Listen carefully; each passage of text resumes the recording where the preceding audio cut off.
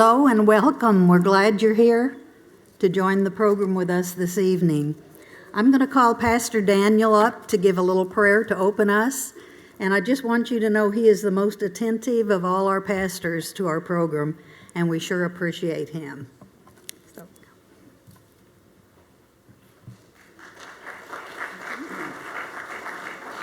Well, and as I've said before, this is probably the most caring church I have ever been a part of from all the different programs that we have. So if you've never been to Special Friends, you need to come and watch them do what they do, because your jaw will drop and you'll be amazed at how much fun they have. And then you'll find yourself wanting to help out. So with that, let's go to the Lord in prayer. Lord, we just thank you for this night. Lord, I just thank you for the wisdom and the knowledge that Dr. Cummings brings with us.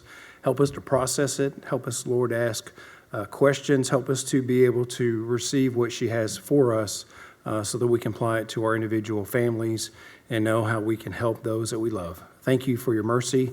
Thank you for your grace. In Jesus' name, amen. Thank you.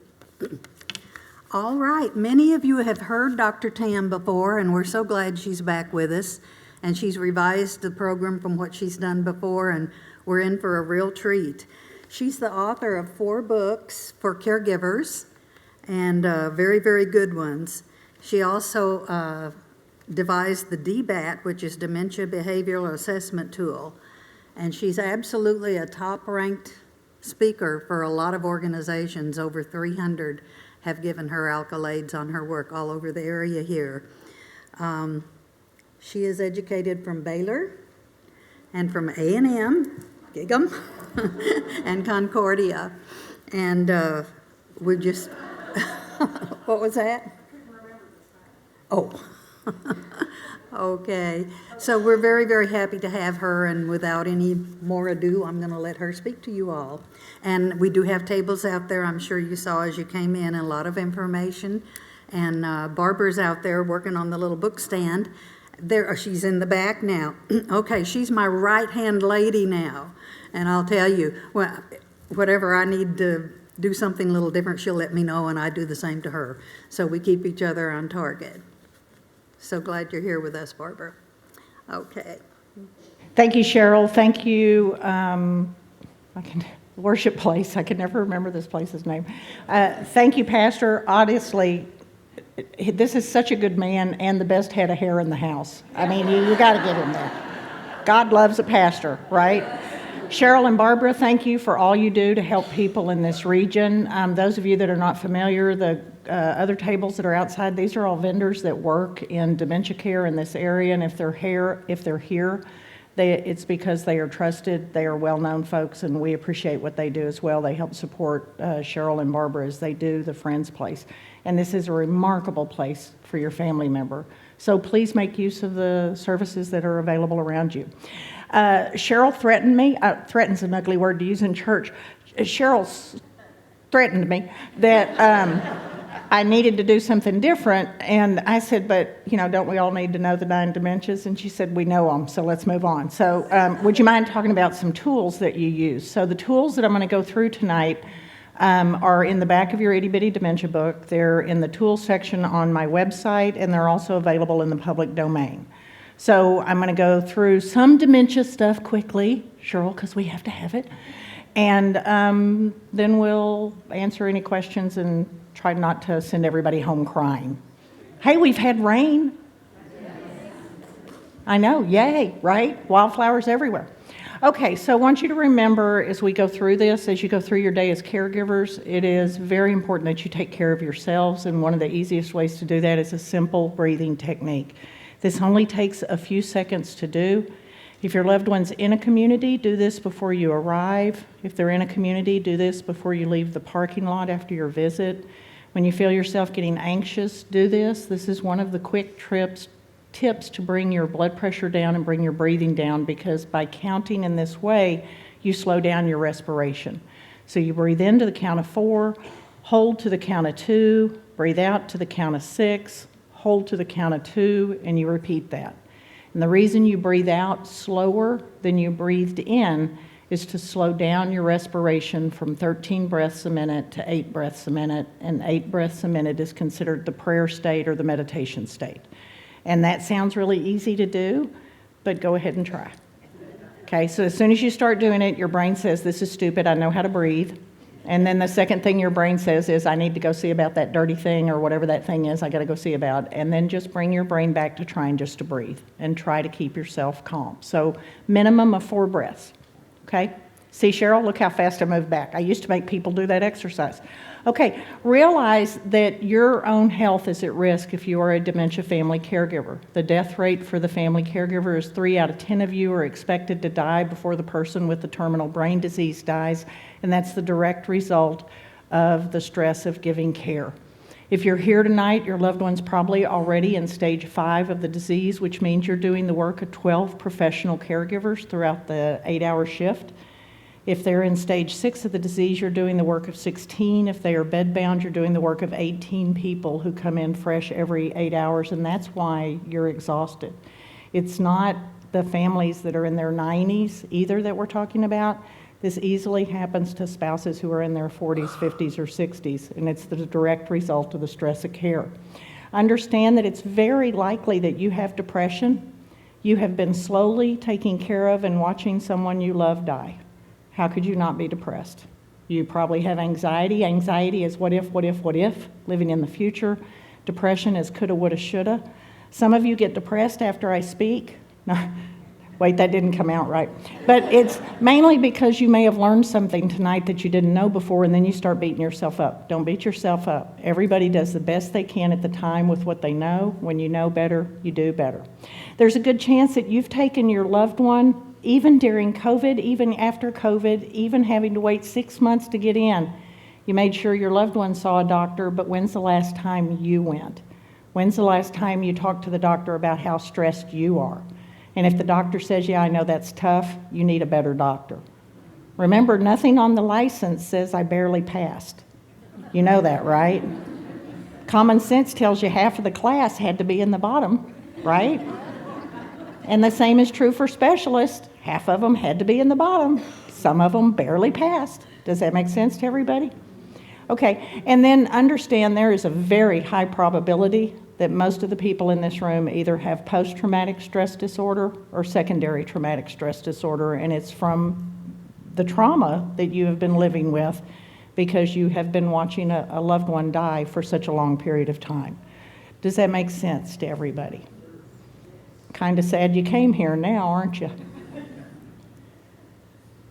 Sometimes I think my clicker's going to work, and then sometimes it doesn't, and then sometimes it does other things, and then sometimes the IT guy comes out and looks at me in a very disgusted way and does something else, and then, I don't know, I made it start timing, and I don't know what's going to happen when that goes off. No, I'm going to turn it back on. You can't outwit me. Whoa! And then it just caught up on everything, didn't it? Okay. So still, and this is one of the hardest problems that you face with your loved one, is that they don't look ill. And just so you know who those people are, the lady in red is Rosa Parks. She died of Alzheimer's and vascular dementia. Robin Williams died of Lewy bodies dementia. Linda Ronstadt has a form of frontal temporal dementia. Bruce Willis has a form of frontal temporal dementia, just a different type, a different category.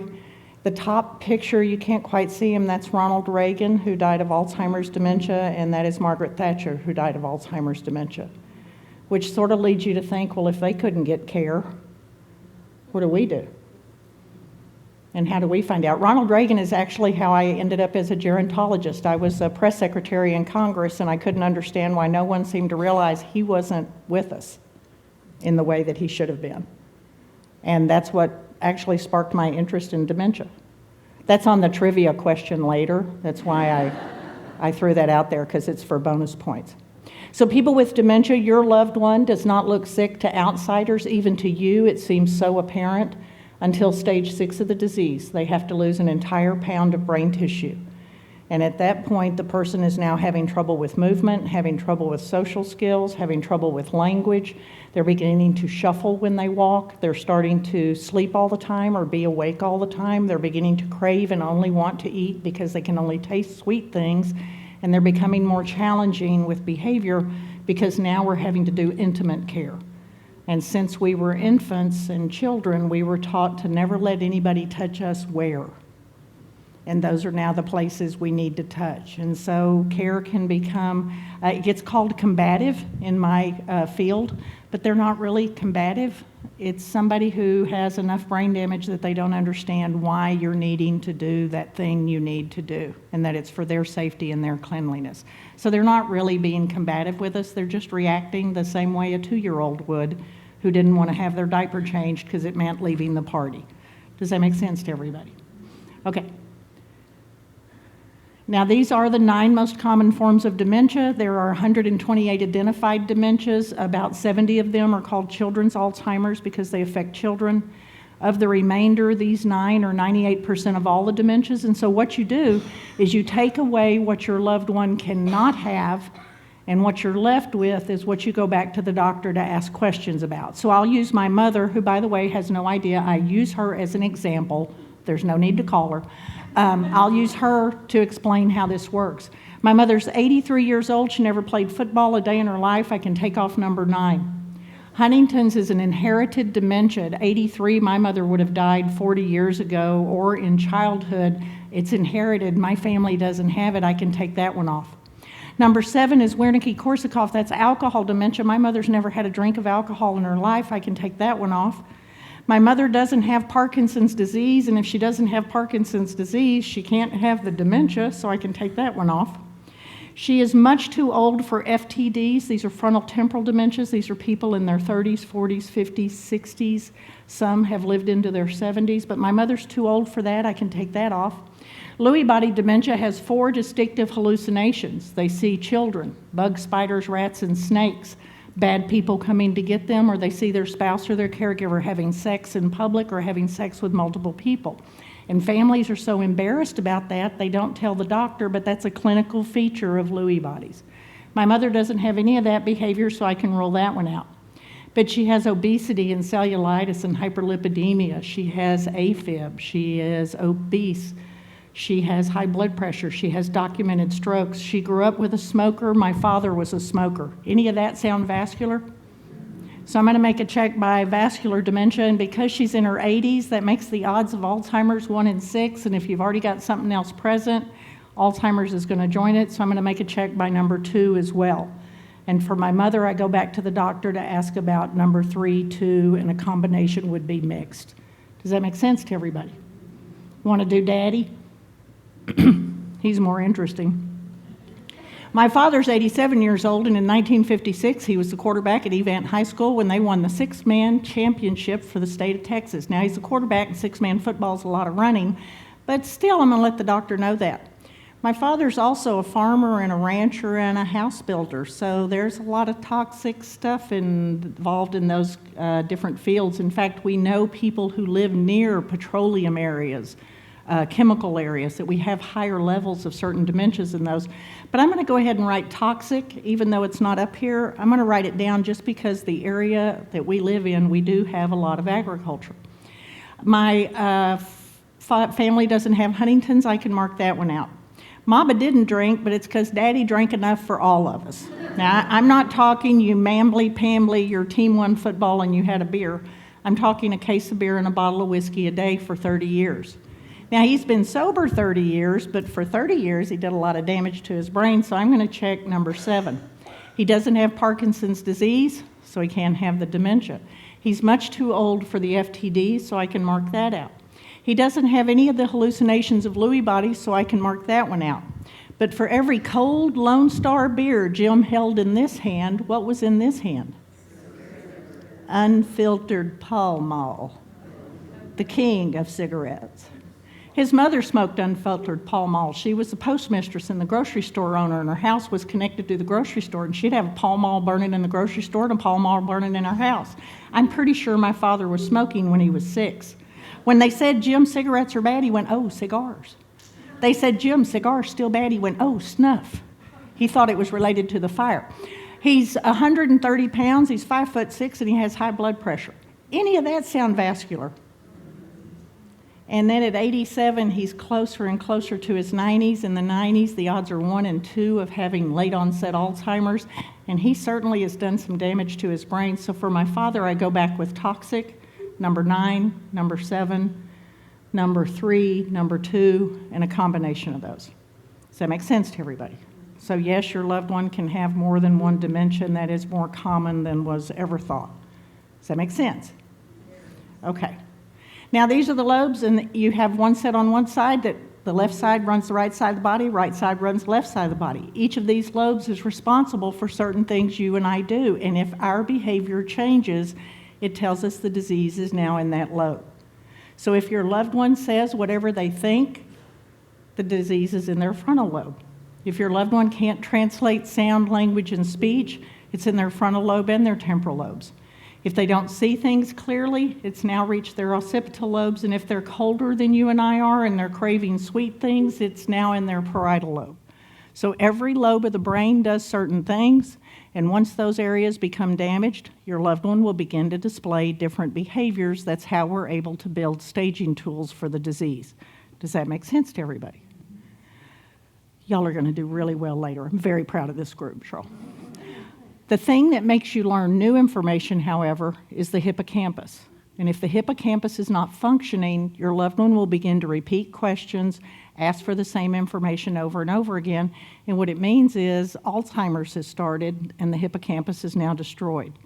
And once it's destroyed and removed from the brain, cell by cell by cell, there's only space where that piece of the brain used to be. And it doesn't matter how many times I tell Cheryl what I need, she cannot remember the information, not because she's doing it on purpose, but because it's brain damage. Does that make sense to everybody? One person didn't say yes, but I'm moving on. People with dementia have something called anosognosia, which is the inability to recognize and know that their brain is damaged. So the more you tell somebody with brain damage they have brain damage, do you make them happy or do you make them unhappy? And how would you like it if I followed you around all day long pointing out everything you did wrong? So their reality is your reality. If my mother thinks it's 1970, then she's a 30-year-old woman and it's 1970 and I'm much too old to be her daughter. Does that make sense to you? Okay. So think about every memory you have as being a file, and think about your brain being the file cabinet. How many of you can drive? How many of you started driving when you were 3 or 4? How many of you started driving when you were 15 or 16? How many of you can drive 3 on the tree and 4 on the floor? If I have to say clutch, you can't really drive it. How many of you can drive a pickup truck hauling a trailer of cattle? How about a semi-trailer? How about a tractor? A riding lawnmower? I just put that in to make you feel better. How many of you can drive in sleet, snow, ice? How many of you could drive in ice, but your brain wisely says, ice bad, stay home today? Except for you, whose boss calls and says, ice bad, be careful coming to work today. Yes. Now think about all the files you have on driving. Think about how many miles you've driven in your lifetime. Think about that compared to the files of a person from New York City who's never been in the front of a car. Okay? So you have very, very complex files. Think about all the files you have for the word banana. It was one of the first foods you got to eat. It's a color. It can mean someone's crazy. When I was growing up, bananas were something I found out monkeys liked. Then there was a TV show called The Monkeys, and they acted bananas. That's where the crazy came in. Bananas are used to teach boys how to use condoms. Now you have a sexual banana you didn't know you had before you got here tonight. Sorry, Pastor. Then you can puree a banana. You can mash a banana. You can make banana bread, banana pudding, banana cake, banana pie. My niece called me to tell me she's making banana pudding tomorrow for her boss at work. Suck up. She's an intern. She's graduating college. She's sucking up. So if you have that many different bananas, how many words do you have for mama? How many files do you have for mama? How many of you are a mama? That's a trick question. How many of you had a mama? That's another trick question. How many of you had a grandmama? Have a sister who's a mama? A daughter who's a mama? had a great-grandmama? How many of you are Catholic? You have a whole other file of mother, right? Mother's a curse word. You can't use it. Samuel L. Jackson owns it, but it's a curse word. How many of you know that mama can be a sexy thing? She's a hot mama. How many of you knew in first grade that girl in recess was going to turn into a hoochie mama? Mama can mean all sorts of things, right? So look at how complex it is. It's not that your loved one loses one brain cell, it's that they lose billions of brain cells. But look at how many places there are to make these files. Does that make sense to everybody? It's not one file, it's millions and millions of files. Does that make sense? Okay, so think of your brain as being the file cabinet, and I'm just going to walk you through. Erickson and Maslow's scales of development went from infancy to adulthood. The Alzheimer retrogenesis scale goes from adulthood back to infancy. So we go with maybe what you learned when you were born. You went home, you learned family, you learned social skills, please and thank you, yes ma'am and yes sir. You learned your activities of daily living. Bathing took longest to learn. That's our most complex ADL. Then you learned singing, you begin to learn cussing, so mama sent you to school. You went to school. How many of you can remember your first kiss and your first love? Some of you still waiting. You need to have a dance, something like that. Then you learned reading, writing, arithmetic, new social skills. You learned a bunch of games. You learned how to drive, most of you I can see. Then you went off into the military, college, or a job. You met someone, you fell in love. How many of you can remember your very first apartment? Would you live there again? Why did mama let you live in such a ratty place? Because she was trying to get rid of you. She wanted you gone. Then you found someone, you got married, you had children. From those children, you got grandchildren. From those grandchildren, you got great-grandchildren. And then dementia began, and it began to remove memory in a backward fashion. And so what your person knew yesterday, they no longer know today. Not because they're doing something to hurt you or embarrass you, but it's all related to brain damage. Does that make sense to you? So as my mother goes back in time, she doesn't remember being a woman with 24 great-grandchildren. She remembers being a young mother with 5 children. As time goes on and the disease progresses, my mother doesn't remember being married with 5 children. She remembers being a girl in school.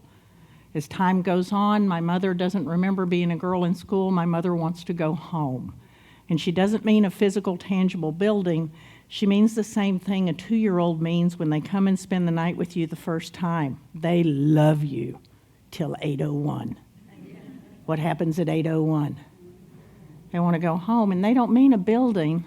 They mean a pillow, a sheet, a comforter, art on the wall, a chair, a smell.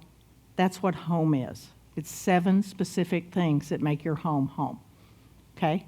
And that's what dementia is doing. So there's your most common dementias again, and you simply take away the ones you know your loved one cannot have, then you can go back to your doctor and ask better questions. Does that make sense?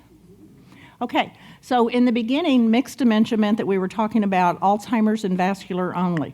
Then it was learned that Alzheimer's would join any dementia if the person lived long enough. Then it was realized there was a distinction between Alzheimer's and vascular, and they could both be in play. Then it was realized you could have any other dementia and also have a cardiovascular issue, which would add vascular dementia. Then it was realized that some of the FTDs only appear if other FTDs are already in place. It's now been realized that Parkinson's is a variant of Lewy bodies, and there's actually a motor disease of the FTD group that will join Parkinson's, although it's very rare.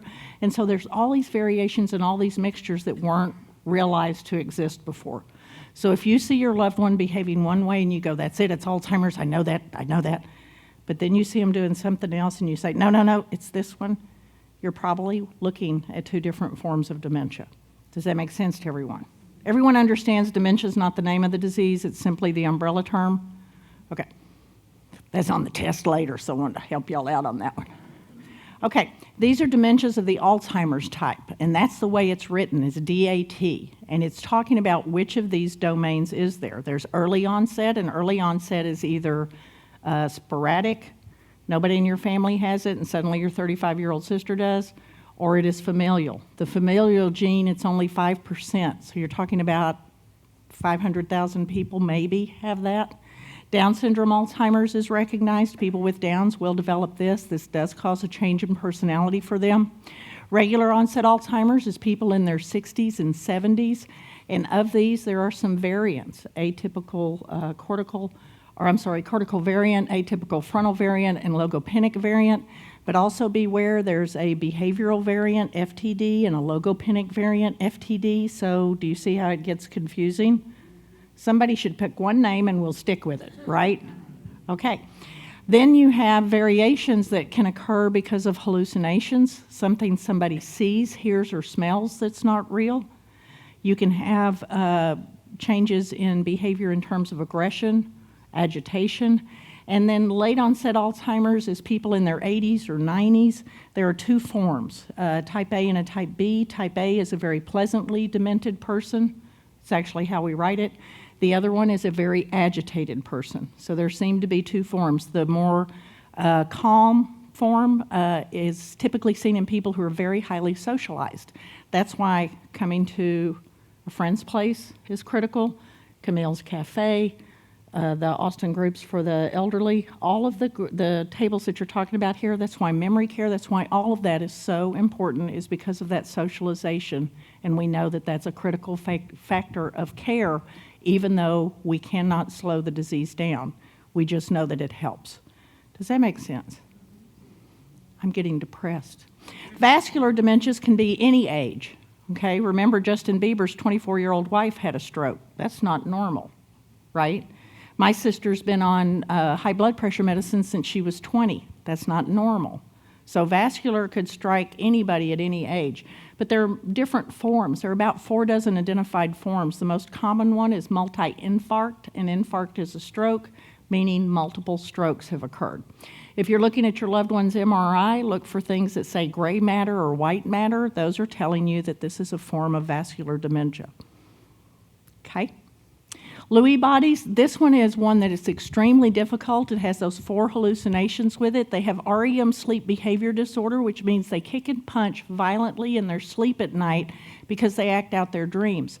They have constipation that's not related to diet or exercise. It's part of the disease. They have a very unusual fall pattern where they stiffen like a plank and fall forward hitting their face or fall backwards hitting the crown of their head. This is very, very aggressive.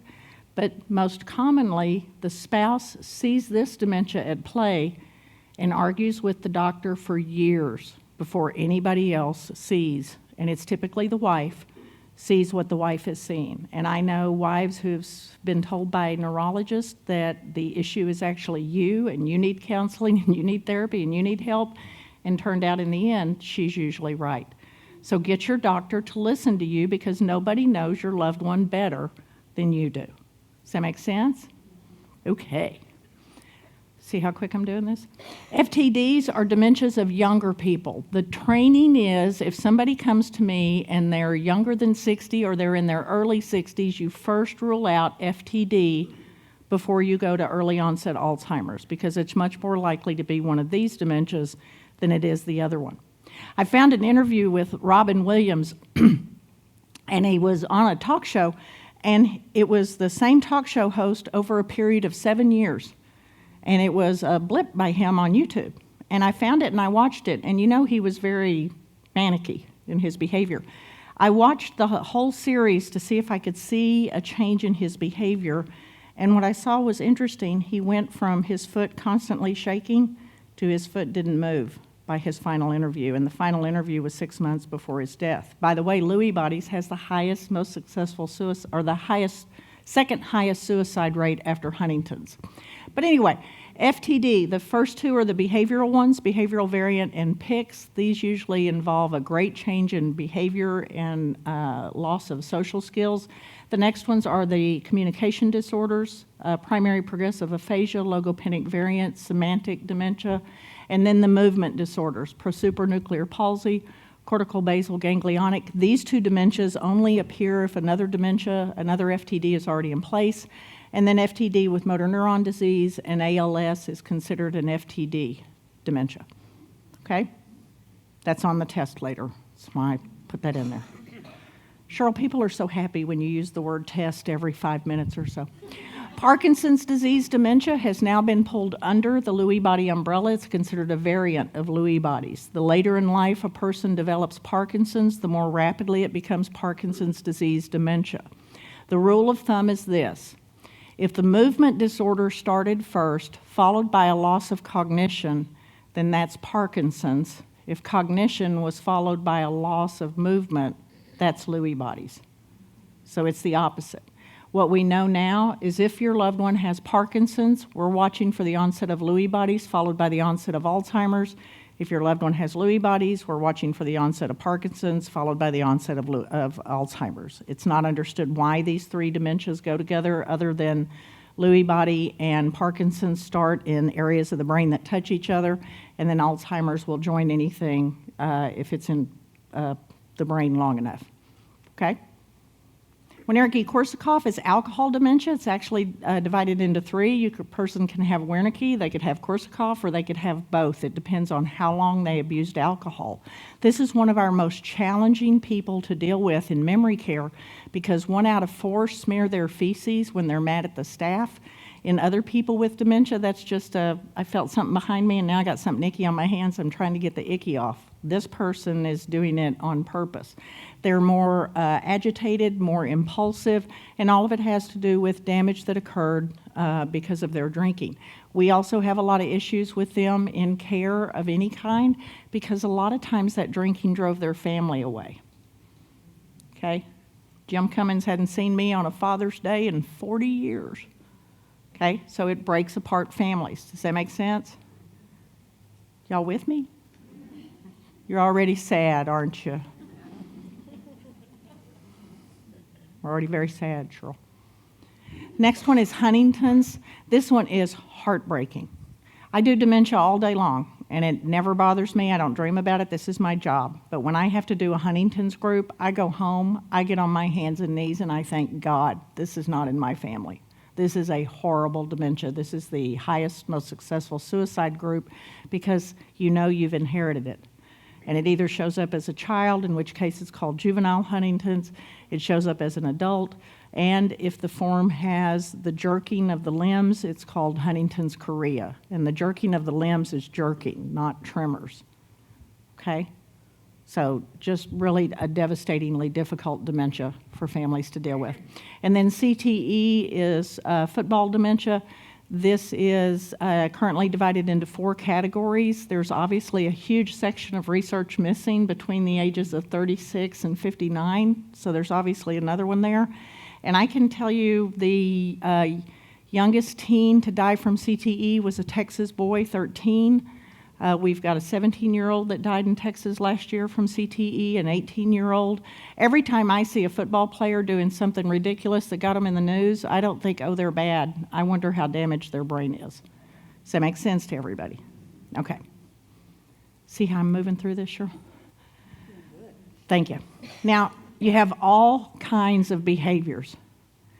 50% of the behaviors are untreated chronic pain. Right now, my left hip hurts so badly that if we weren't in church, I'd cuss and I'd kick every one of y'all. And every time my left hip hurts, I think, what does a person 3 decades older than me feel like? And they have arthritis everywhere. So 50% of the behaviors are untreated pain. Then you have untreated depression, untreated anxiety, the way that I approached incorrectly. If I just walk up to her and don't realize that she can't see me, and I don't come towards her, slow down, and make sure I'm in her eyes, then I'm going to get more combative reactions from her, but I'm the one that caused the behavior because I approached too quickly and I wasn't in her vision. Does that make sense? And then you have behaviors that are caused by the dementia itself, like hallucinations. Scatological behaviors. Who pees on the silk tree? Men or women? Men do. All their lives, we've told you to go outside and pee, right? Go pee and go hide by that tree while you do it. Who pees in trash cans? Men. They look just like a round toilet. Who pees on the sink in a bathroom? People looking for an outhouse, because the sink top looks like what an outhouse would look like to a little kid. Does that make sense? But nobody's doing anything to make anybody's job harder. They're simply trying to find a bathroom, and they don't know how to do that anymore. Does that make sense? You have sexual behaviors that occur because of dementia. Somebody's testosterone can get too high, and we have medications to bring that back down to level.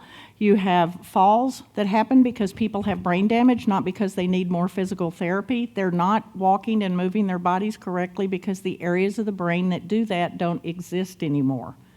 And once that happens, your person is wheelchair bound or they're bed bound. Not because they're not trying, but because of brain damage. Does this make sense to everybody? Okay, so for pain, we use a tool called the Pain Ad. It's pain assessment in advanced dementia. How many of you are parents, and you'll admit it in public? 4 of you procreated. Right. When you read the Pain Ad, you're instantly going to go, this is what I did when I brought my baby home from a hospital. You listen to how they sounded, to whether you could soothe them, to whether touch helped, to whether their face was grimacing, how they were vocalizing. You did everything that we do in dementia, except we put a grade on it. That's all it is. And you're responsible for keeping up with your loved one's pain for the rest of their life. And I can tell you the biggest pushback you're going to get is from the doctors, from the nurse at the memory care, or from family members who tell you they're not in pain, because if they were in pain, they would say they were in pain.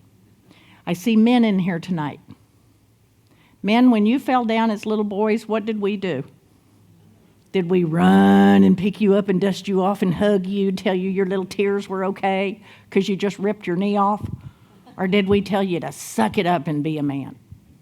You got stingers playing football. Now we call that a concussion, and we'd take you out of the game. What did they tell you to do? Get back in there. You broke your leg. What'd they say? Suck it up. Ladies, how many of you had cramps? Mama ever say, I'm so sorry, why don't you stay home today? No, they told you to get up and go to school. Nobody cares about your pain. As humans, all your life you've been told to push your pain down, control your pain. How many of you hurt right now? How many of you are better at predicting the weather than the weatherman is? And how many of you have arthritis? Does it hurt occasionally, or does it hurt every single day and some days are worse? Is it any different for dementia people? 50% of the behaviors in dementia are untreated chronic pain. They can have up to 3,000 milligrams a day of ibuprofen, Tylenol, or Aleve.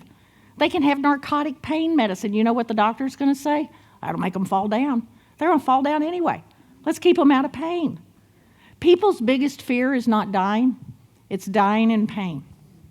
We can take care of pain. So use your Pain Ad, and you are responsible for the rest of their life to make sure their pain level is under control. And who knows them better? You know about that car wreck in 8th grade where they broke a leg and they don't even remember it anymore. Okay? And if your loved ones had a hip replacement or a knee replacement, that's another way of saying bone was amputated. You think you have arthritis there? Absolutely. So does that make sense to everybody? You're responsible for pain.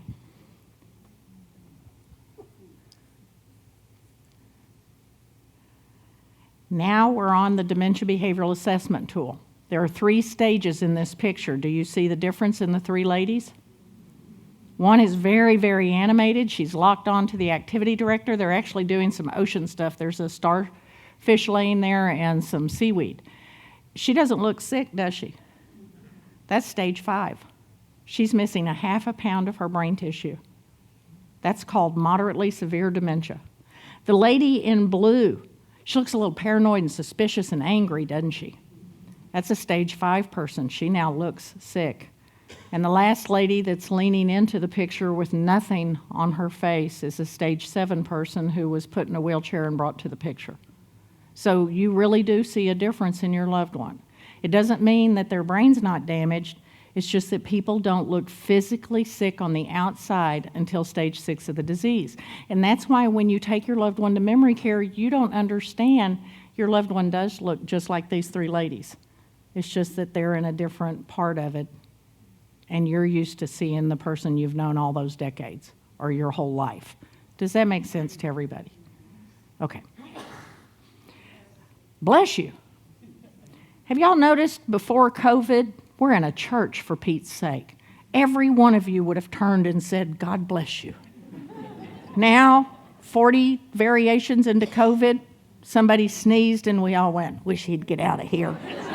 I wish that guy'd leave. Okay, I didn't do stage 1. We're stage 1. We're aging normally. Stage 2 is called mild cognitive impairment. Stage 3 is where the word dementia is used for the first time. I did stage 4, 5, 6, and 7 because you wouldn't be here if your loved one was in stage 2 or stage 3. You most likely are not here if your loved one's in stage 4. If you're at something like this, your loved one's already in stage 5, and stage 5 is when we consider people ready for memory care or a skilled setting. That's how much brain damage has occurred. And you're not making a decision to take away someone's independence because you're mean. You're making a decision about their medical care for the rest of their life. Okay? Does that make sense? It's a medical decision. It's not a you're a bad person decision. Stage 4 people, this is called moderate dementia. They're very easily agitated if you push them to answer questions, and what they'll do is they'll turn and look at a family member to get them to answer the questions. They fool people all around them, not because they're doing it intentionally like I would do to Cheryl if I was playing a joke on her. They're fooling people because even medical professionals are so not trained in this disease that they think if they were sick, they would look sick. And so they don't listen to you, the family member who knows them best. And part of that is because you didn't bring the right tools. And we're going to make sure you know where all those tools are so that you can use them. So stage 4 is usually when adult children begin to notice something is wrong. And in stage 4, there begins to be a hesitation on family names. This is going to be newest family members, great-grandchildren and grandchildren, and they're going to work their way backwards. They're going to start to be confused about when is an appointment. They're going to start to mess up in the house, finishing tasks, or mess up at finishing work. They're beginning to have close encounters on the highway. A lot of times we'll ask somebody, your car's all dinged up. What happened to your car? Somebody at HEB keeps hitting everyone. It's your loved one that's hitting everyone. And it's because of brain damage. It's not that they're doing something on purpose. In stage 5, the person, this is called moderately severe dementia. Most people don't come to something like this until their loved one is in stage 5. This is when people are most likely to reach out to others and begin to gather information and build their plan. This person is really beginning to get a sweet tooth. This person may be able to have a decent conversation for 45 minutes to an hour before everything begins to repeat itself. And then as the hippocampus becomes more and more damaged until it finally doesn't exist anymore, now they're constantly repeating and asking for the same information over and over again, but they still have good social skills, and they still have the social conversation. And the social conversation is I say, hi, how are you, and what do you tell me? Only 3 of you answered. What are the rest of you doing? You say fine, and I say, how's your family? And you say, they're fine, how's yours? And I say, they're fine. And I say, how's work? Work is fine. How's your work? My work is fine. How is the weather? The weather is fine. How's your weather? My weather is fine. The answer to every question is fine. Why is the answer fine? Because your mama told you, I don't really care. I'm just asking a polite social question. It doesn't mean I understand that I just had that conversation with you. And so children who live out of state call. They talk to their parent. The parent says, I'm fine, I'm fine, I'm fine. You're the child in state taking care of the parent. Your sister hangs up the phone and then calls you to tell you that you're wrong. Nothing's wrong with mom. She just talked to her and mom's just fine. And you're sitting there looking at mom knowing she has no idea at all. She was just on the phone. Does that make sense to everybody? So the social conversation gets confused as cognition, and it's not. Your social skills started on the day you were born. This is your oldest set of skills, and it remains until language is lost. It even continues after lost language. If I walk up and stick my hand out, even to a stage 7 bedbound person, they will still shake my hand because of how deeply ingrained that memory is. Does that make sense to everybody? They're going to do really well on the test. I feel good about it. Yeah. How many stages are there? 7. Although there may only be 5 if this clicker doesn't work. There it goes. They're beginning to be disoriented to time, date, and place. This stage, stage 5, is thought to last 1 to 3 years. In the beginning, they have the equivalent of a 12 to an 8-year-old. than an 8-year-old to a 4-year-old. So if you stage your loved one tonight and you decide that they're in stage 5, and then you ask yourself, are they okay to stay at home and keep driving? Would you let an 8-year-old drive a car down I-35, and would you leave them home alone? And so you have to begin to change your thinking into medical thinking. They will chuckle politely when they're lost in conversation, and just like social skills, this fools family into thinking, oh, they're not really not following. Listen to them, they laughed. It's just a polite social chuckle you and I have been taught to do, especially if we're lost in a conversation. Stage 6 is severe dementia. The person now looks sick and they've lost at least a pound of brain tissue. They're now beginning to shuffle when they walk, and even a stranger meeting them would say, this person has dementia, this person has something wrong with them. They're beginning to use cursing and singing as words because of damage on the left side of the temporal lobe, and we don't understand why, but the left side tends to die first. The left side is formal language, how you and I are speaking. The right side is singing and cussing. Which side dies first is typically going to be the left side. So those of you who think your mother doesn't know any curse words, ladies, do we know the curse words?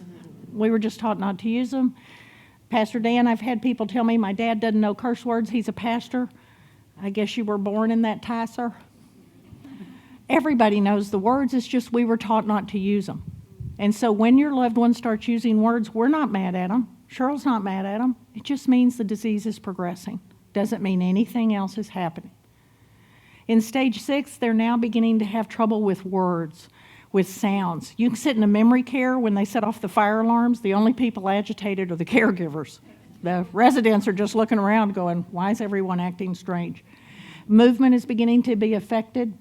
They now are beginning to show the effects of the disease. Stage 6 is where the 36-hour day term comes from. They can stay in wake or motion from 36 to 72 hours. You and I can't do that. This is where great weight loss begins. They lose 1/3 to 1/2 of their body weight. And then stage 7 is called very severe dementia. This is the bedbound stage. Most people with dementia will not live to stage 7. Most people with dementia will die in stage 5 or stage 6 from heart attack or stroke, just because that's how human beings die. Everybody okay? Whew. Y'all all right? Okay. In stage 7, there's very frequently little to no speech at all, and then suddenly a person can have a complete sentence. And I know a story of a lady in West Texas, and she lives in one of those counties where it's her and the sheriff and 2 other people. Do y'all know that county? It's way out there. And her husband was placed in a veterans skilled facility, which was the closest facility to her. It's a 4-hour drive. She went once a week to see him. He hadn't spoken in 9 months. All their married life and their courtship, they had, when they parted ways, she would say, I love you true, and he would say, your eyes so blue. And he hadn't spoken in 6 months, and she got up to leave, and she hugged him and kissed him and told him she'd be back next week, and she said, I love you true, and he said, your eyes so blue. And what phone call did she get when she got home? So even when everything I know says this can't happen, don't be surprised if your loved one doesn't do something in the very final part of life that goes against everything we know. Okay? Everybody good? Okay. One of your tools is if your person has frontal temporal dementia. We have designed this tool for you. You need to know which FTD they have, which form, and then go down that column. If there's an X in that column, it's that. Look at the behavior on the left-hand side, and it'll tell you that behavior is most commonly associated with that FTD, and that allows us to stage people with FTD as well.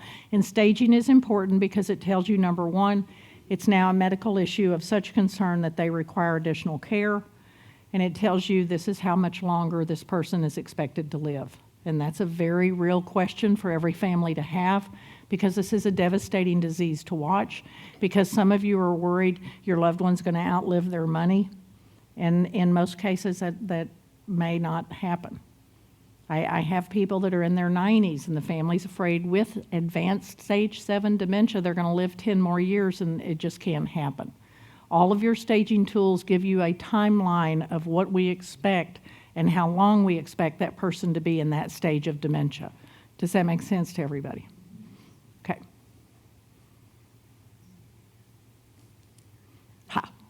Now, tools for measuring your stress levels. In the tools section on my website, or on Google, or in the back of your itty-bitty dementia book, first do Zaret's burden interview. This is not a test of you as a human being. This is a measurement of your stress level. And remember, our goal is to see your loved one cared for, but for you to be the survivor. So it's very important you pay attention to your own stress levels. Any number above 40 means you better be talking to your doctor about your care. The Caregiver Grief Inventory. How many of you feel like you're grieving for your loved one as though they had died?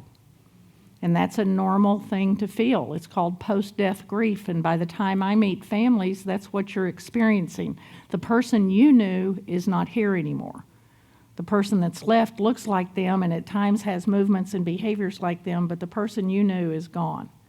And so it is normal for you to have extraordinary levels of grief. And go to grief.com. That is David Kessler's website, and he has wonderful information on it. The Caregiver Grief Inventory needs to be taken and also needs to be delivered to your doctor. All of these tools need to go to your doctor.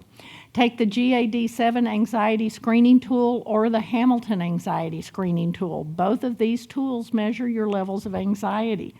And anxiety is something that occurs in family caregivers. The geriatric depression scale is in your book, and if you are on an antidepressant and you score 5 or more, your antidepressant's not working. If you score 5 or more, you have just scored positively for depression. If your antidepressant's working, then you don't score. Does that make sense? If your anti-anxiety medicine is working, you won't score for anxiety. If it's not, and you score, you either need a different medication or you need an adjustment. Does that make sense? Okay. Your caregiver burden scale is a tool from the National Association of Social Workers. It's very similar to Zaret's. It's to specifically measure the stress of a family caregiver.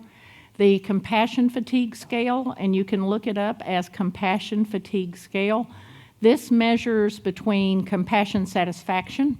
You're able to do what you're doing and you're doing a great job of it. Burnout, which means you need to go to San Antonio for the weekend and pretend you're in Europe. That's what I tell my little great nieces when I take them there. We're in Europe, girls. One of them said to me one day, the smart one, that's why I don't take her anymore. Little smart one said, "Aunt Tam, this sounds like Spanish." I said, "No, Denver, that's Europeanese. That's what they speak in Europe." She said, "Well, you know, Europe's a long drive from the house." I said, "I know, it's like 3 hours. It took us forever to get to Europe." Look at the compassion fatigue scale. So compassion satisfaction, Cheryl's doing her job, knows how to do it. She's great at it. She's not bothered. She's a professional. Compassion burnout, Cheryl needs a weekend away in San Antonio, or actual compassion fatigue. And most of the times when I meet families, they're either at compassion fatigue. Compassion fatigue's medical name is secondary traumatic stress disorder. And it's right between anxiety and depression and the, what's that book we use? No, the one with all the diseases in it. Thank you. In the DSM, between depression and anxiety are the compassion fatigue. For post-traumatic stress means I'm the one suffering from it. Secondary traumatic stress means I'm taking care of someone who's suffering from a terminal disease. And because of COVID, we think family caregivers are at a higher risk for PTSD rather than secondary traumatic stress disorder. But take the test and see your doctor. Then I want you to go to the website self-compassion.org. I'm a bit of a competitive overachiever. And when I went to self-compassion.org, you could score 1 to 5, and I was pretty certain I'd be a 5 all the way through. After all, I did go to Baylor. When I scored a 1.3, I realized I was not being as nice to myself as I should have. It will even break it down for you. You can take the test on her website. This is Dr. Neff over at UT. She is the guru of self-compassion. And in about 10 minutes, you'll be able to look in the mirror and go, I am not treating myself well. But it'll also tell you where are areas that you need to do better for yourself. Does that make sense to everybody? Okay. This is your homework. I I want you to write a letter to yourself. What a good caregiver you've been. What a good spouse you've been. What a good child you've been. What a good friend you've been. What a mover and shaker you've been. I want you to write a letter to yourself about all the care you've given. And then I want you to put the letter up. And I realize I'm asking you to do something that's very hard. And even if your loved one is gone, still write the letter.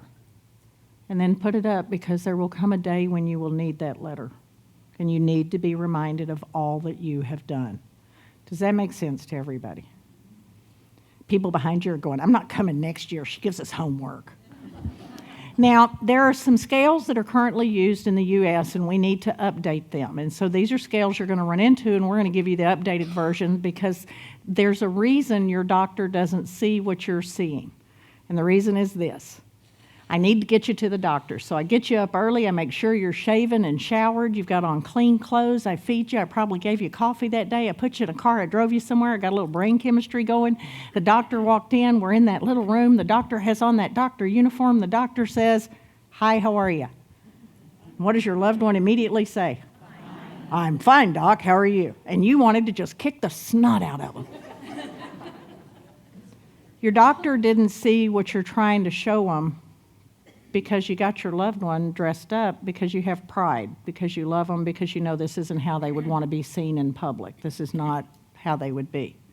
So we have continued to use the Katz's scale, the ADL scale, the Activities of Daily Living, and this is from Dr. Katz. It was developed in 1952. It was designed for older or chronically ill people, but not for dementia. And that's why for somebody with dementia, they have to have a major step down before your physician sees it, because it's not on this scale, because this scale was never meant for dementia. Does that make sense to y'all? Oddly enough, in our weird world, it does, doesn't it? Yes, we're using a tool that wasn't even meant for dementia. Now, the ADLs, this is all we do for people with dementia. Even when we're doing care for your loved one, when Cheryl and Karen are doing care for your loved one, this is all we're doing. We're transferring people from standing to sitting to lying positions or back up the other way. We're ambulating, toileting, bathing, grooming, dressing, and eating. Those are Dr. Katz's ADLs. But you have to have a major step down to score on the scale. Then in the 1969, Drs. Lawton and Brody came up with the instrumental activities of daily living. And these are the things that you and I learned to do as preteens, teens, and young adults. This is how you survive in the world. Now, as you look at this as family caregivers, this is how I know when I meet you, you've been doing care for at least 10 years, because for the last 10 years, you've been slowly taking over these duties for your loved one. Until, gentlemen, if you never washed a dish or cooked a meal in your life, now you're the primary housekeeper and cook and bottle washer. And ladies, if you'd never done the finances in your life, now suddenly you're the person doing finances. And so this is where your exhaustion comes from. You have slowly taken over all of these things your loved one would have done for themselves. Does that make sense to everybody? But those didn't help, because the Lawton-Brody scale wasn't meant for dementia either, and it's from 1952 and 1969. We want to use the Bristol scale. This is from the Bristol Medical School of Bristol, London. This was built in 1996. We've now had almost 2 decades to look at it. Its validity rating is 98%. This is a wonderful tool, and this tells your doctor what's actually happening at home, no matter how dressed up Cheryl got you today. Does that make sense? Okay, so food means being able to select and prepare, be able to prepare ingredients if set out, can prepare if prompted, unable to prepare, or doesn't apply. Now that's much different than can eat independently and now needs help. Do you see how that broke it down for your doctor as to what you're witnessing? And it also reassures you you're not crazy, you're watching a brain disease happen. Does that make sense? I think there's a ghost in here. Now, in our field, we use the word feeding, and we're trying to move to the word eating because feeding is considered institutionalized. But on the Bristol scale, it goes from can eat appropriately with correct cutlery can eat if food is made manageable or uses a spoon, needs fingers to eat, or needs to be fed. That's much different than can feed themselves, needs to be fed, which is what the ADL scale is from Dr. Katz. Does that make sense? Okay. Now, in the decline, it is normal for your loved one to go from regular food to you need to cut their food up, to their food is being cut into finger food shapes to where they can pick it up and hold it with their hands, to where food is now mechanically chopped to do what the teeth do, to where food is pureed. And remember that the pureed meal in a community is supposed to be what everybody else is eating right now, not last night's leftovers. You are not allowed to stir all the pureed food into one gray mess. And remember that pureed food is least likely to be seasoned because no one wants to taste it. So taste your loved one's food and make sure it's being properly seasoned. And then it takes an hour to feed a person with dementia. Okay? This is not a rushed, hurried thing. This is something that takes time. And so you can't have music on and you can't have the television on. It's got to be quiet because a brain this damaged needs to be able to focus on food. Does that make sense? Okay. No music. Music is too distracting while they're trying to eat. Now, you've noticed I've used children. I looked up woman drinking, and I got woman with milk. Looks pretty good, right? Means you can select and prepare your drink. You can prepare your drink if the ingredients are available. You can prep the drink if prompted. You can't even take a sip without help or prompts, or it's not applicable. I looked up man drinking, I got this. Fellas, y'all need to organize. Women, we looked good, didn't we? We're drinking that milk and good, and look at what the fellas are doing. This is the first thing that popped up too. I died laughing, I had to have it. Drinks appropriately, drinks with aids, meaning a straw or a different type of cup, a cup that might be weighted. Does not drink appropriately, but attempts to. They're now missing their mouth. There's not enough coordination to be able to get the drink in, or they have to have their drinks fed to them. Now, the 90-second rule is 90 seconds after we finish eating, our bladder needs to release. And the older you get, the faster that becomes. Did you know one of the reasons you have trouble holding your bladder as you get older is the minute your brain hears, we'll be at the bathroom as soon as we get to the house, your bladder starts going, are we there yet? So 90 seconds after a meal, we want people in the bathroom to empty their bladder. 30 minutes after a meal, the bowels have filled and the colon needs to be evacuated. And it is much easier to clean your loved one on a toilet than to have to take their clothes off and try to clean them. So a 90-second rule and a 30-second rule, 30-minute rule. Now, you can't pinch skin on dementia, on people. Actually, you can, but they'll slap you. Okay. So there's a couple of people in here who you have snappy skin. Is it the white people? No. We have no collagen left in our skin. You take a 100-year-old African-American lady, she doesn't have a wrinkle on her face. She looks like the day she was born. Beautiful skin. You take a 100-year-old white lady, we look like Shar-Pays. You just need to lift our little wrinkles up and clean in between them. It's the best you can do. So you can't run around pinching people's skin because, first of all, you pinch dementia people's skin, what are they going to do to you? Whose fault was that? Their fault or your fault? I'd slap you if you walked up and pinched me. But you have to do a thumbprint check here. And I purposefully didn't drink water before I came over here so that you could see this. You don't do it to yourself, by the way. You do it to other people. I'm just modeling it for you. So that means that in a dementia community, I can walk around at lunch and in a few seconds know how many people do we need to really try to get fluids into today. So you press firmly between the eyebrows. I count to 5, 1, 2, 3, 4, 5, and when I remove my thumb, you'll see a large white area where my thumb was. It'll take a second to go away. I know, I need fluid, right? Scary. IV me, girl. So that's how you check somebody for dementia. The darker the skin is, the faster the flash of white will be, and it'll be much, much smaller. But what that did was it pushed blood out of the capillaries across the forehead, and if that blood is too thick, it took it too long to come back together. Does that make sense? So this does not work. This works. Okay? Got it? Okay.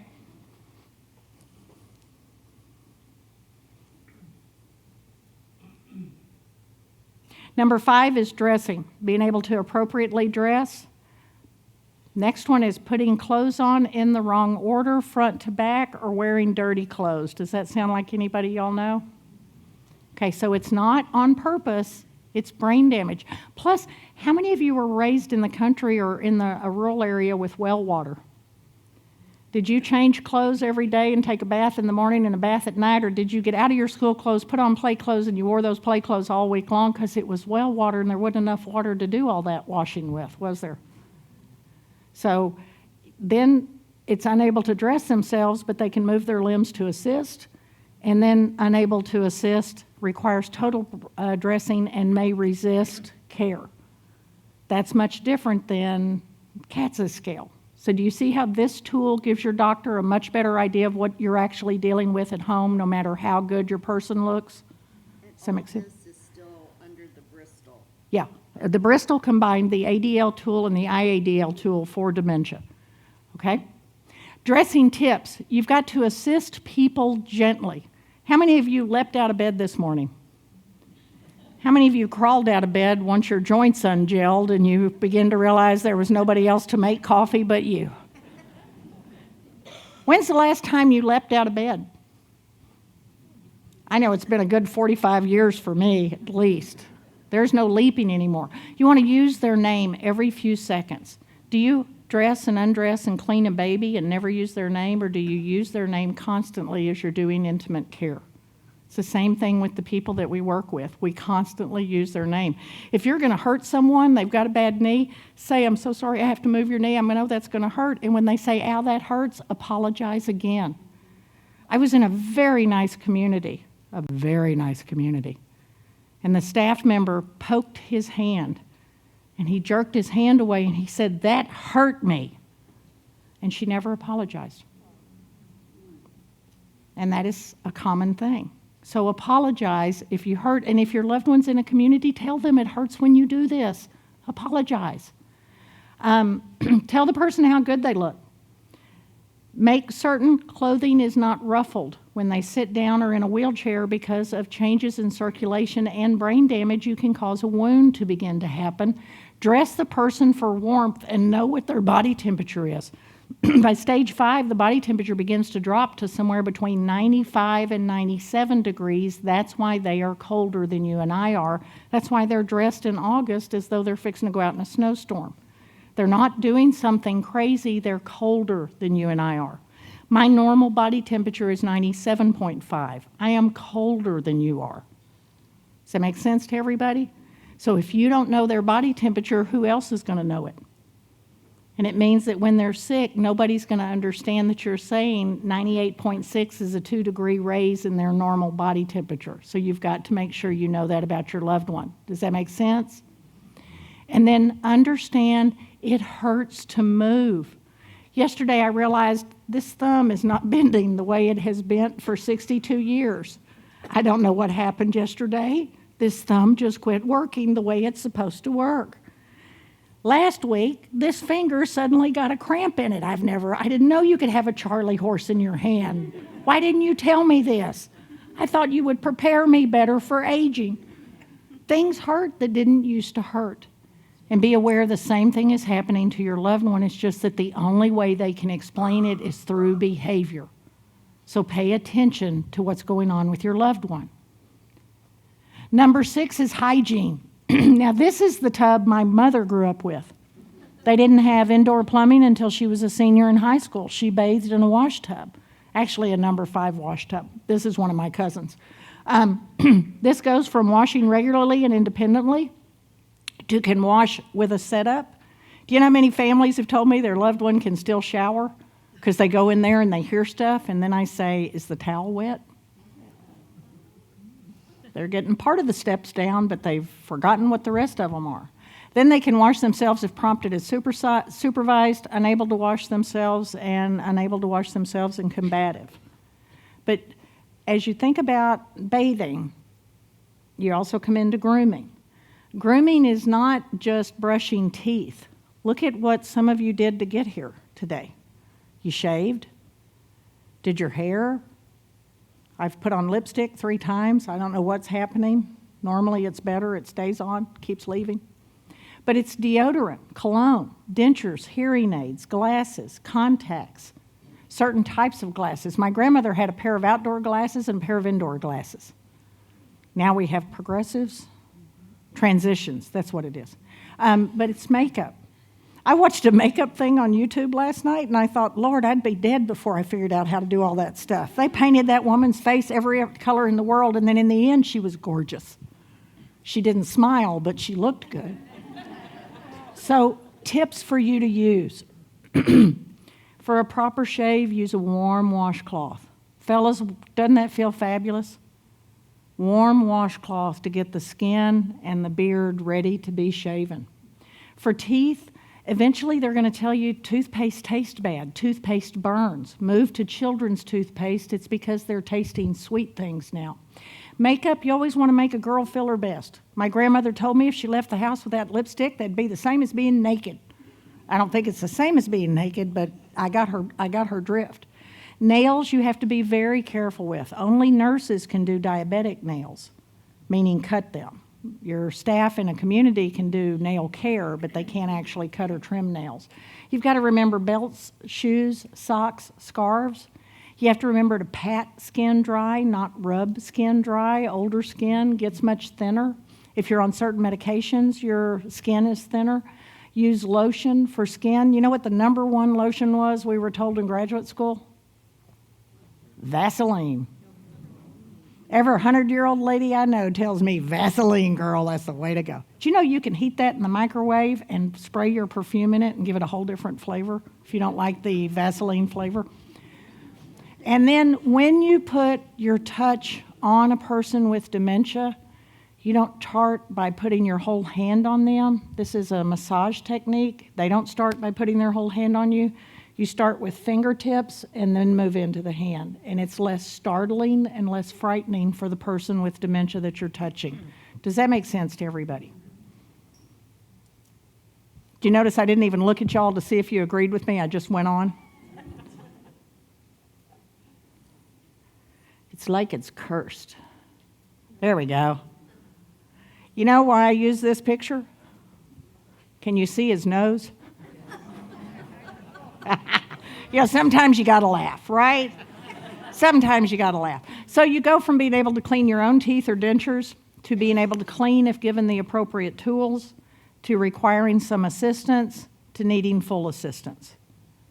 And that's much different than grooming, which on the ADL scale is simply listed as grooming.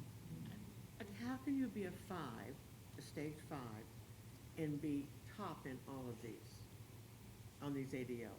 You may have somebody who has cognitive reserve, and that's based on their beginning IQ or their level of education. Their brain thinks more analytically, and so once they tip over into 5, then these begin to fall very quickly. Or it could be that you have a vascular dementia and you're only going to see difficulties in certain areas, just depending on where the strokes occurred. It's okay, there's 20 sections on Bristol's scale, okay? Bathing and showering is our most complex ADL. It's more than 4 dozen steps to take a bath, starting with I need a bath and I know how to find the bath. Then it's took you years to learn this, and as we go along with the person with dementia, this can become very, very combative behavior for them because now we've got someone naked. You have modesty issues. Some people may not know about bathing robes. They're robes that fit over a person, but the sides are open to allow the caregiver to be able to do care for them. And then part of this may be a primitive brain response that if I get wet, I get cold, and wet and cold mean sick, and wet and cold and sick mean death, so there could be some response for that. A shower can feel like 1,000 stinging bees to a person with dementia. And so there's a number of reasons that can happen, but a lot of times it's just because we're doing intimate care and because this is our most complex activity of daily living.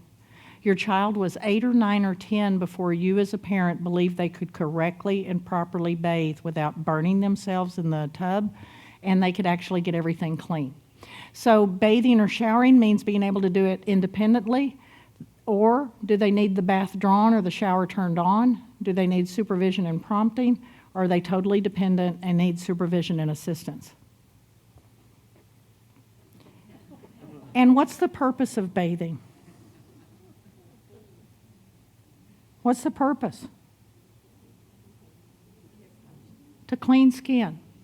Is there a rule that says to clean skin, I must dunk you down in bubbly water? Is there a rule that says to clean skin, I must make you so angry that I can't deal with you for the rest of the day, because once they're upset, they can't get happy again the way you and I can. It takes time for the brain to reabsorb chemistry. The purpose of bathing is to clean skin, so if the best you can do today is an arm, you got an arm done. And as time goes on, you may be more and more bed bath, more washcloth bath than anything else, and that's okay. Your loved one's not out working on the highway. How dirty are they getting? The things we're looking for are clean hands, and we use nice, warm washcloths to keep hands and fingernails clean.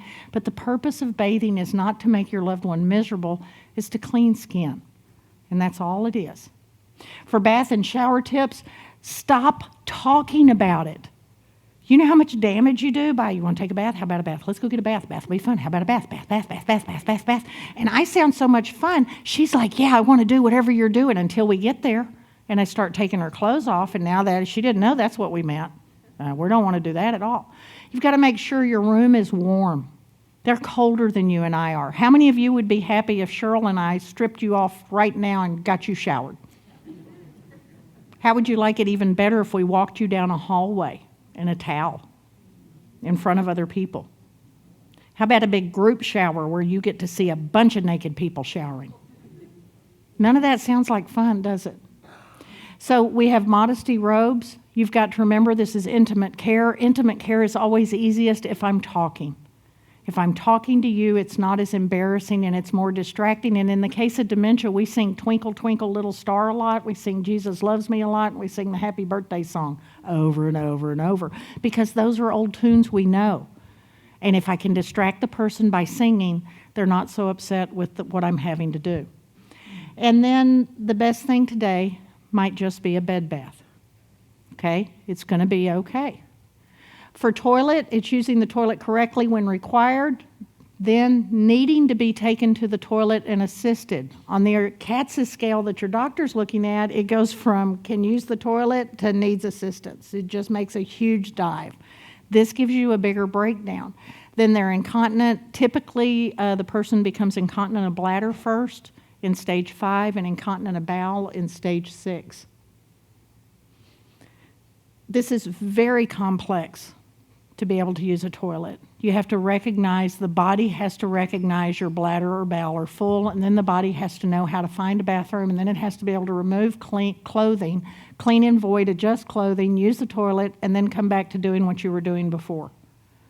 And some people take medicines, and so they may have constipation or they may have diarrhea. They may take medicines that make urine a funny color. There can be all sorts of things that are going on, but they can have conditions that make them suddenly evacuate. And they're not doing that to make your life more difficult. It's a sign of the progression of the disease. Does that make sense? Okay, so for toileting tips, remember people are modest. I grew up with 4 sisters. I've never seen my sisters, my mother, or my grandmothers without clothing. We were expected to be dressed when we came out of our rooms. We didn't share bathrooms. We didn't all bathe together. I come from very modest people. Remember that we're doing intimate care, so turn on the water. Sing, talk, do something to distract from what this person's doing. Pay attention to when bowel movements occur. We need to know as professionals, you need to know as family members. If your loved one has a routine bowel movement every morning after they have coffee, you need to know if there hasn't been a bowel movement for 3 days because something bad is happening. And if any of you have ever had constipation or been impacted, it doesn't feel good. It feels like excruciating pain in the midsection. Okay? And then remember your 90-second rule. 90 seconds after we eat, we need to be in the bathroom for urine. 30 minutes after is when bowel movements are most commonly going to hurt. Number 10 is transfers. Transfer is the first developmental milestone you met as a child. And it was so important when your children did their first transfer that you actually called someone and told them. And that's back when calling someone on the phone meant long distance, meant the operator was involved, and you were probably calling your mother to say the baby turned over. That's the very first transfer, and it means the brain's developing normally. But for us, it means getting in and out of a chair or a bed unaided. Then they can get in or out, but they need assistance. Then they need help getting in and out. Then they're totally dependent. And so you can see a difference in your loved one, right? Okay. Transfers is from lying down to turning the body to sitting up in bed to standing from the bed or being able to return that from a seated position. And it is the first major milestone developmentally, and it is one of the major things lost at the end of life. Transfer tips, you have to remember this person is frail and fragile no matter how robust they look. People with dementia are 6 times more likely to break their bones than normal aging elderly. We don't understand that. We just know it's related to brain damage. So no matter how good they look on the outside, they are fragile and frail, and they only get more and more so as time goes on. Always use the first name of the person. Always explain to them what you're doing step by step. Apologize if you hurt something. And remember, joints gel in the night. How many of you have realized that when you get out of bed to go to the bathroom, you're not actually standing up straight till you get to 5 or 6 steps? And you can hear creaking noises that you didn't used to hear. Have you noticed your body's making sounds it didn't make before? So be gentle with your loved one. I just keep pushing and hoping it'll do something.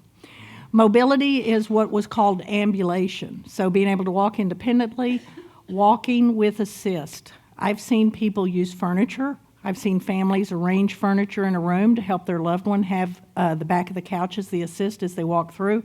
To using a walker or a cane. Your loved one's going to be more likely to use a cane than a walker because canes we've seen since we were children.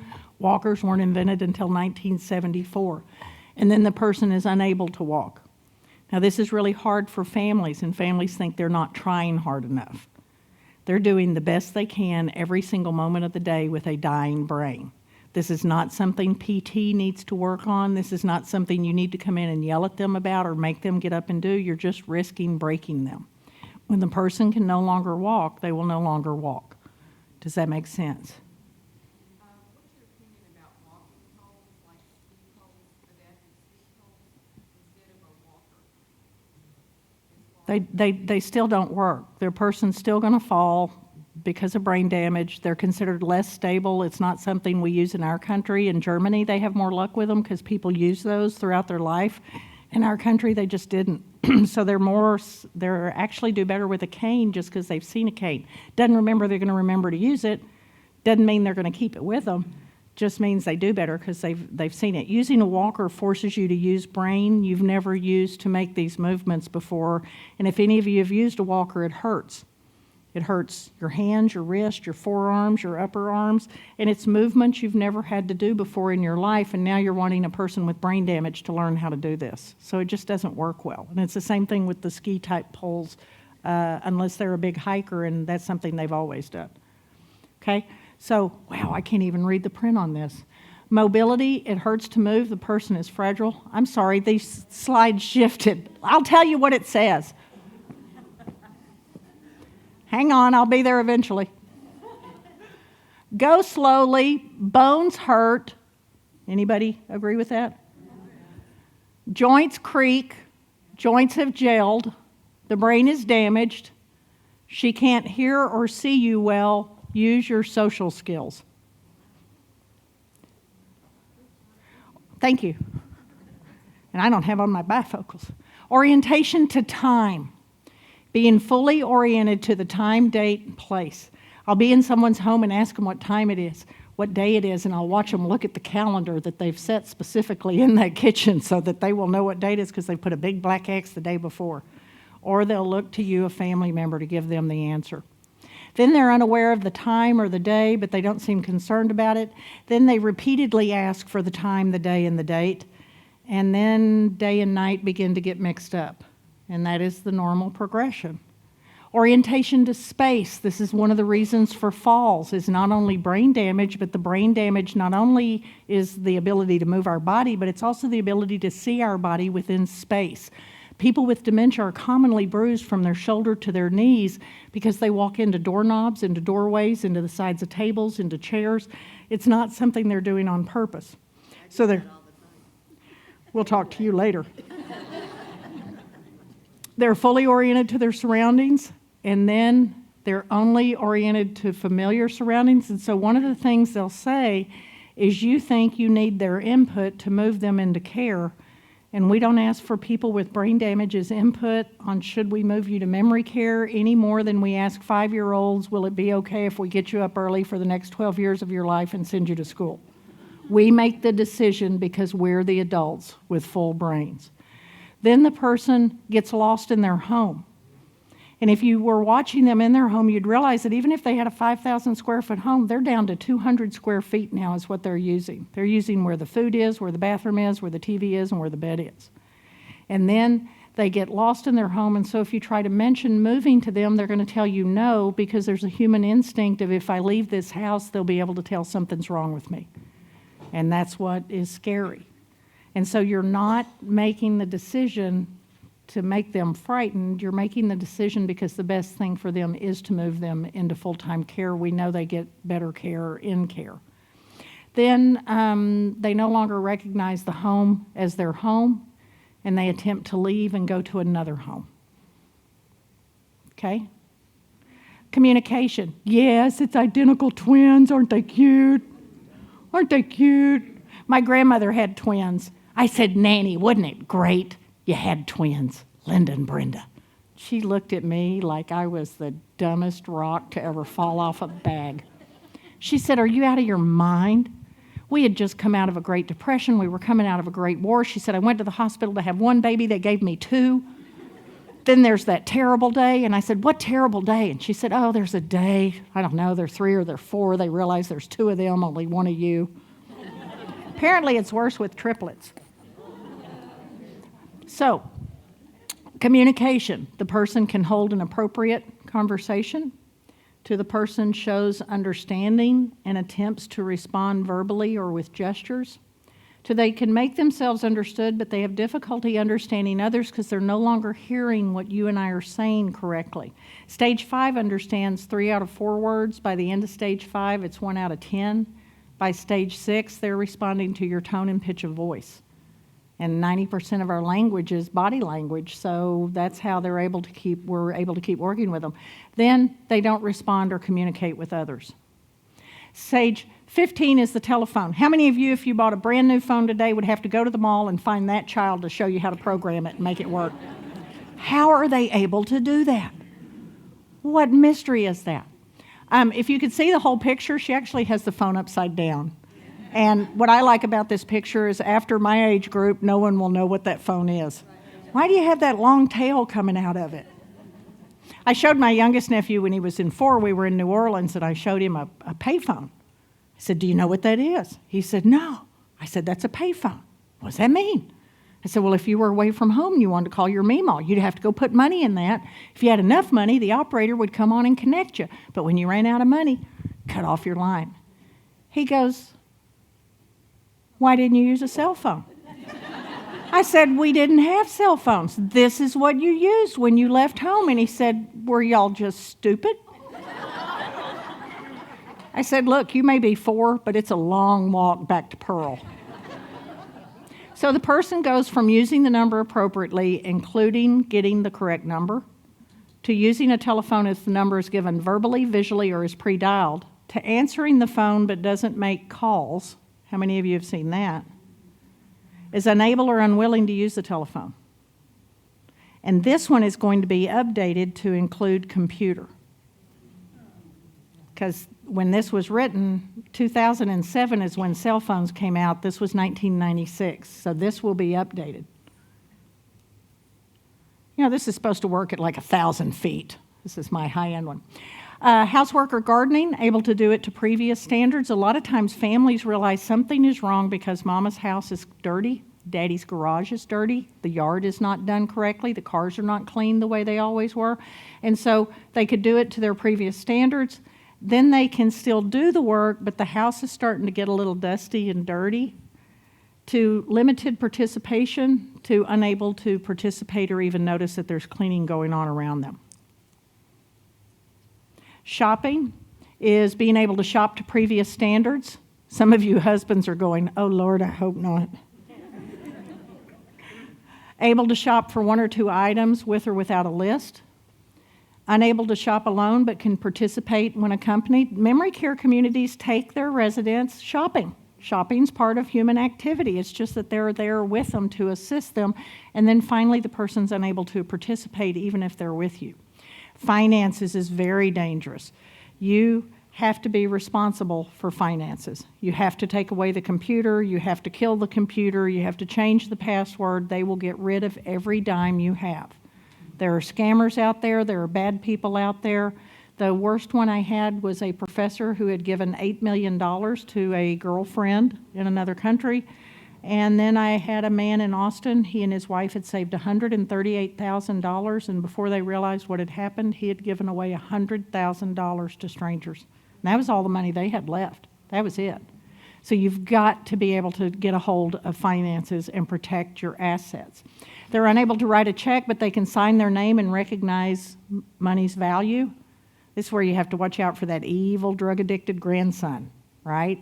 Gets grandmother to sign that check and she doesn't really understand what she's doing, to where they can sign their name with no recognition of money value. Tips is that they can re-sign legal documents. I had a family call me from Pennsylvania. His sister kidnapped his mother. Took her to another state, and by the time the plane had landed, had her at a elder law attorney re-signing POAs that she had signed 20 years previously.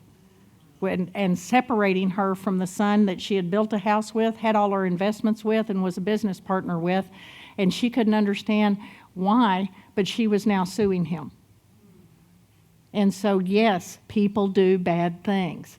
There are people that are just bad people and prey on the elderly, and you have to be proactive. You cannot go to Africa after they get your $8 million and find it. It's gone.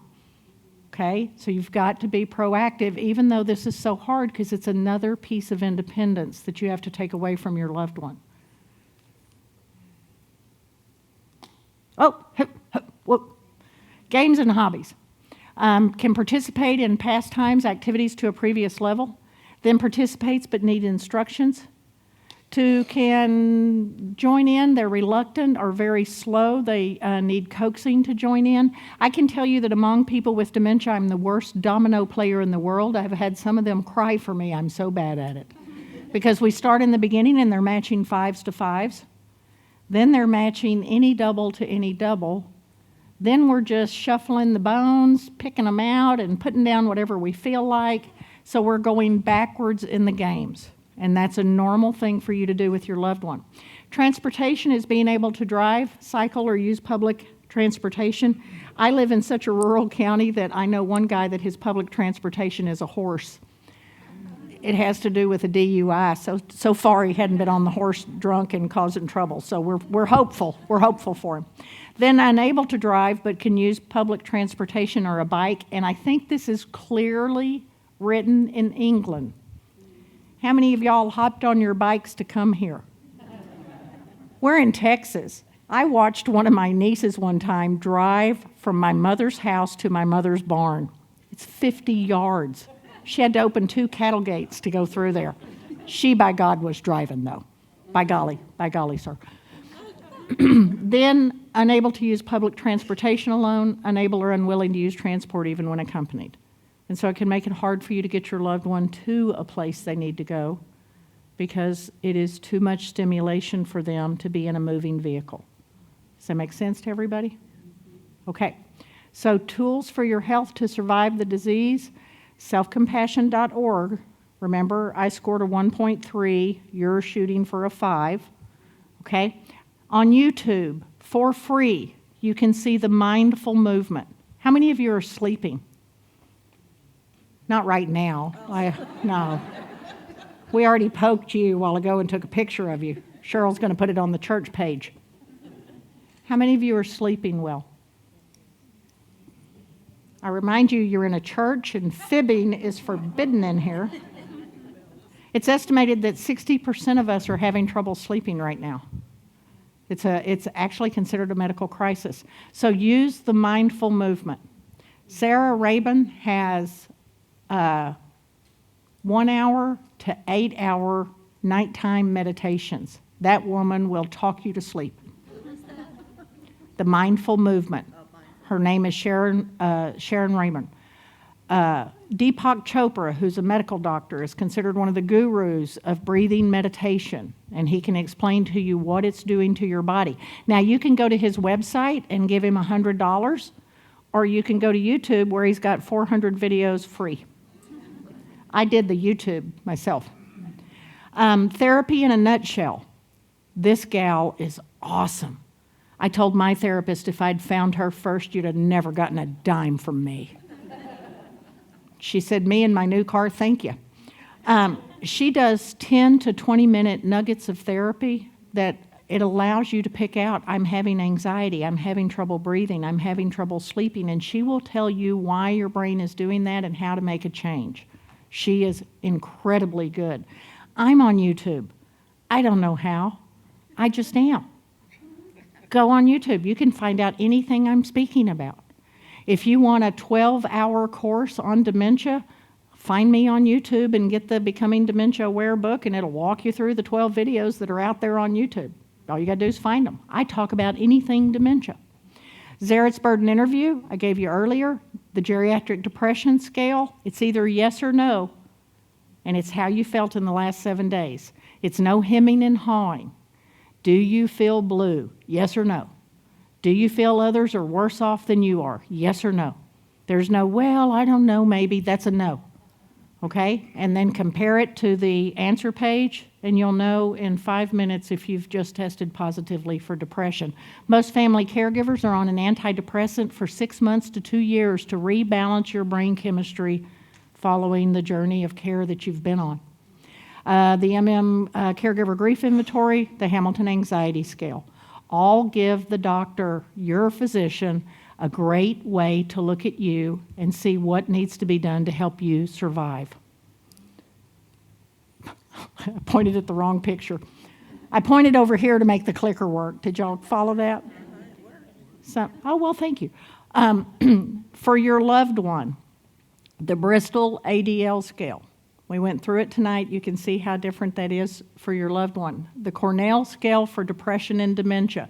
Every tool made for dementia care is an observational tool because you can't ask somebody with brain damage to give you a real answer.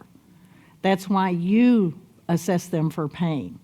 You assess them for depression using the Cornell scale. And if they score on the Cornell scale and they're on an antidepressant, it's the wrong antidepressant or it's not a high enough dosage, but take the test back to your doctor. Do your pain ad. Remember, 50% of the behaviors in your loved one are caused from untreated pain.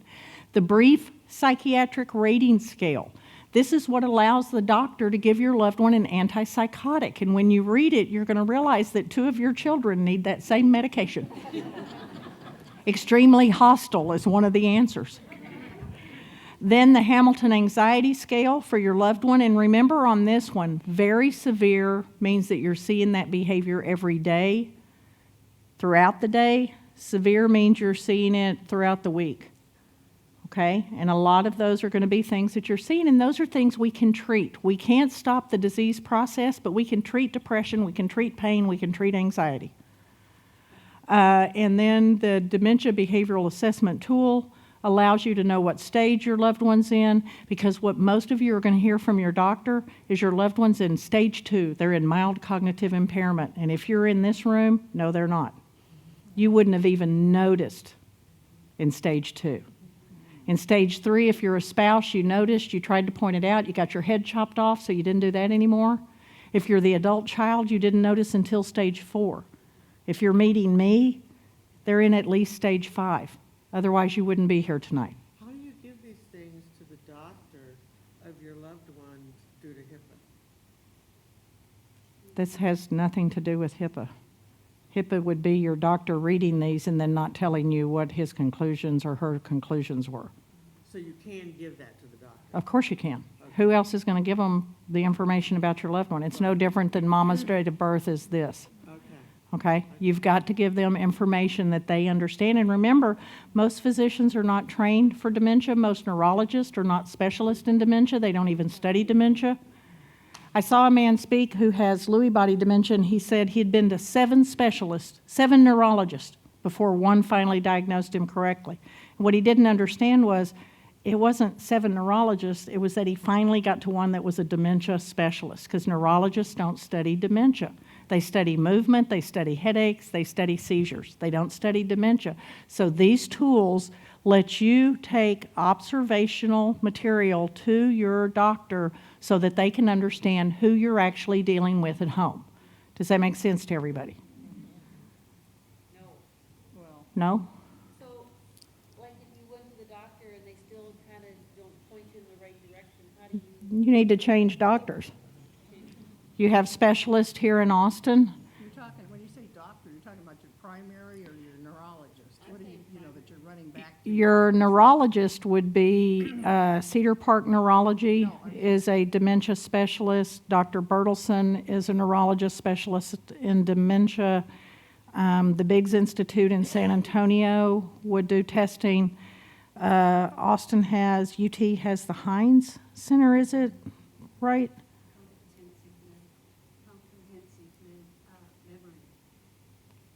There's a special one at UT for people that have an atypical dementia, like an early onset, something that would need more testing. But there is testing here, and then y'all probably have somebody at Baylor Scott and White in y'all's area, but it's got to be a neurologist specializing in dementia. And then your primary care would be following what the neurologist specializing in dementia says to do. And then you have to make sure that they talk to one another, because everybody thinks your doctors are talking and they're not. Your cardiologist does not talk to your neurologist, does not talk to your rheumatologist, does not talk to your dentist. They don't talk to each other. So you have to bring the information with you. Austin Diagnostic Clinic is where I've been taking my husband. Mhm. Took us almost a year to get in to see her. Yeah, it's common for it to take a while to get in to see somebody. But once you have the diagnostics from, say, the Biggs Institute or one of the testing centers, then you've got your diagnosis, and then I can make an argument about why do you need to see a neurologist again? And that's why neurologists say, we'll see you again in 6 months. There's nothing they can do. Does that make sense? Yes, sir. An MRI will show damage in the brain, but it doesn't show microscopic damage. So there are certain things that are happening that it won't see, but it will see where the ventricles have opened up. All the pictures that you saw were MRI and CAT scan pictures that showed damaged brains as we went through the brain section. So they can clearly see it on the scans. PET scans with the PET scan is measuring electric flow through the brain. So each one of the scans is doing something different. And then in Texas, we have the best practices model, which tells you the 28 tests the doctor should be doing. Cheryl has a copy of the Texas best practices model. When you see it, you're not crazy. The older gentleman on the front page is out of focus. I was not in charge of designing the cover, so I don't know why. It's about a 30-page document, and it tells you things to get ready for the doctor, and this is part of the paperwork you get ready for the doctor, and then it tells you what tests should be done to make the right diagnosis. And so everything from ruling out the dementias you know they don't have, get you prepared to go back and ask better questions. And let's be honest, what do the numbers say? Most of it's Alzheimer's and vascular, or a combination of the two, right? When we were growing up, what was it called? Senility was Alzheimer's, hardening of the arteries was vascular. Everybody got it? Y'all are going to do so well. So 4 bedtime steps to get your person to bed and give them the best chance of getting through most of the night without wetting the bed. We've got to toilet, wash the feet, do prayers, and say a magic phrase. Now, older bladders are folded bladders. Do you remember when you were young and you could party all night long and never go to the bathroom?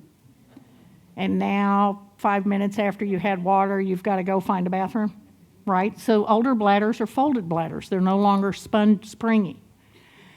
You put the person on the toilet and you heard them pee, and you thought they emptied their bladder. But the bladder didn't empty because it's folded. It doesn't work the way it used to. So the next thing we want you to do is brush your teeth, because the introduction of water in the mouth, water running, the sound of water signals the bladder to empty again. And so now we want her back on the toilet to empty again. You wash your face and her hands because, again, that helps the bladder to squeeze and empty. Hey, that's one of my great nieces. Then give the folded bladder a moment.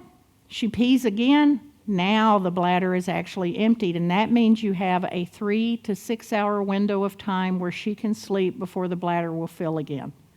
So that extra 5 minutes of care means that your person has a much greater chance of getting through the night without needing to be changed.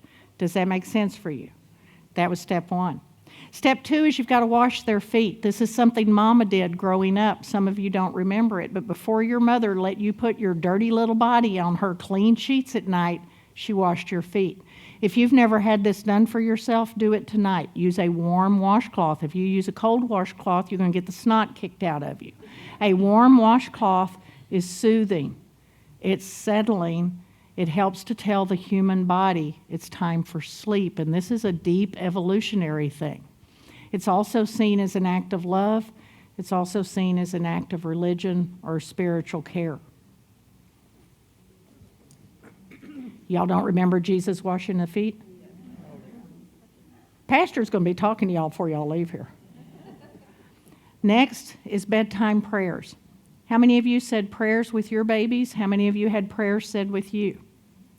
It's a moment of calm that says the day is ending. It is an old memory of safety and peace. Now, the rule is I can't try to change your religion, but I can find out what your prayer was, and I'm going to say the prayer, and you may repeat it after me. You may say the prayer while I wait and listen. I may say a line, you may follow me. I may say a line, and then you may copy me. At the end, it means the final day of care is done. And then you have to say the magic phrase, which is good night, I'll see you in the morning. And we do this even as professionals. It doesn't mean I'm going to come back in the morning. Now, you're actually there in the morning. It means go to sleep. Stay in bed. There's another parent in the house. Do you remember Daddy? Well, how does Daddy pray? Daddies pray with one hand, don't they? You will go to sleep right now. Do you remember Daddy's prayers? Different than Mama's prayers, weren't they? So that prayer and good night, I'll see you in the morning, means you're safe, you're well. It means don't get out of bed. Okay? And how many of you are only looking for a good night's sleep? Yourself. Can we go now? No, sir. Okay, you can go now. I'm done now. You can go.